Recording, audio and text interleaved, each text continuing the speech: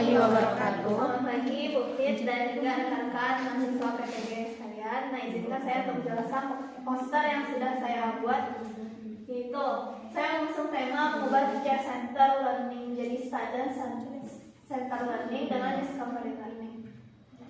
Nah, di sini saya mendapatkan lokasi PPL di SMA Negeri 9 Padang, itu sama dengan Pak Reri, Bu Rama, Bu Leti, dan juga Bu Okta ya.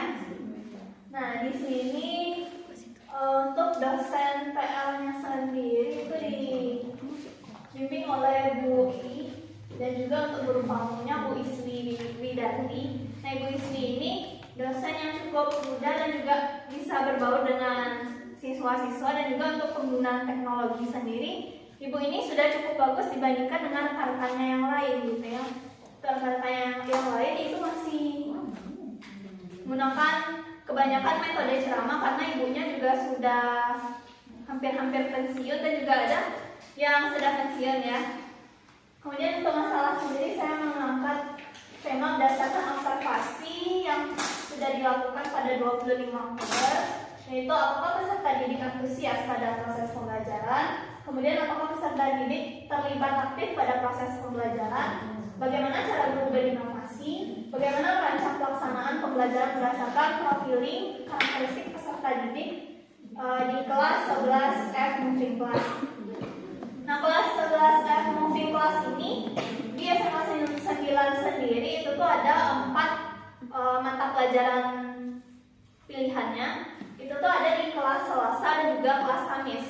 Nah, jadi Selasa ini hanya 2 mata pelajaran untuk kelas 11 ini. Mata pelajaran pilihannya. Nah, di sini ada untuk biologi sendiri itu tuh dua kali sesi pada hari Selasa dan juga pada hari Kamis.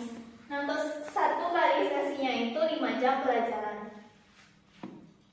Nah, untuk penyebab masalahnya itu teacher center learning, peserta didik kurang fokus selama pembelajaran, rendahnya motivasi dan minat belajar peserta didik, tidak adanya kegiatan belajar yang sesuai dengan gaya belajar peserta didik. Untuk solusinya yaitu melakukan listen study dengan tujuan yang ingin dicapai agar meningkatkan keaktifan dan kreativitas peserta didik, serta mengubah pembelajaran dari teacher center learning menjadi student center learning dengan discovery learning. Kemudian di sini juga menerapkan beberapa proyek, yaitu seperti membuat produk pada proses pembelajarannya oleh peserta didik, baik secara individu maupun per kelompok nantinya. Untuk aksi nyatanya, yaitu melakukan observasi tadi, kemudian menyampaikan hasil observasi, dan ini juga sudah dilakukan pada saat UTS PPDP ya.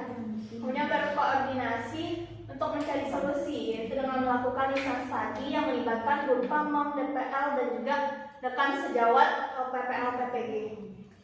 Untuk hasil yang didapatkan, peserta didik dapat mengungkapkan ide, yaitu berdasarkan kerja kelompok yang telah dilakukan. Kemudian peserta didik dapat mengembangkan kreativitasnya melalui produk yang dibuat. Kemudian peserta didik antusias pada proses pembelajaran dengan mengajukan pertanyaan dan menunjang kreativitas peserta didik.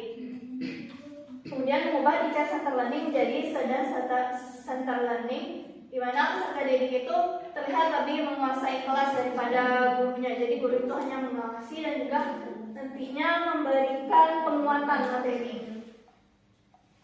Untuk refleksi, bagaimana respon peserta didik? Respon peserta didik ini sangat positif karena dari pembelajaran ini peserta didik menjadi percaya diri dalam mengungkapkan pendapatnya atau idenya dibandingkan dengan teacher center learning, dia hanya mendengarkan begitu di belakang. Kemudian bagaimana respon guru pamong? Guru pamong memberikan respon yang sangat baik dengan mengapresiasi praktik lisan study yang telah dilaksanakan. Kemudian bagaimana dampak aksi tersebut? Peserta didik yang tadinya tidak fokus, tidak termotivasi, dan tidak bersemangat dalam pembelajaran, setelah melakukan praktik do tersebut pada lisan study, peserta didik menjadi lebih semangat dan fokus dalam pembelajaran. Nah, berikut perangkat dan prosedur pelaksanaannya. Di sini kami menggunakan ada itu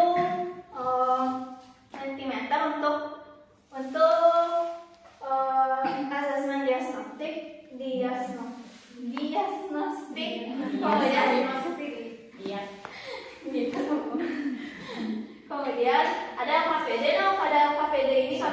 menunjukkan barcode mengenai materi yang mestinya peserta didik bisa mengaksesnya dan duduk berkelompok. Nah, pada saat dulu itu saya melakukan sedikit perombakan untuk kelompok.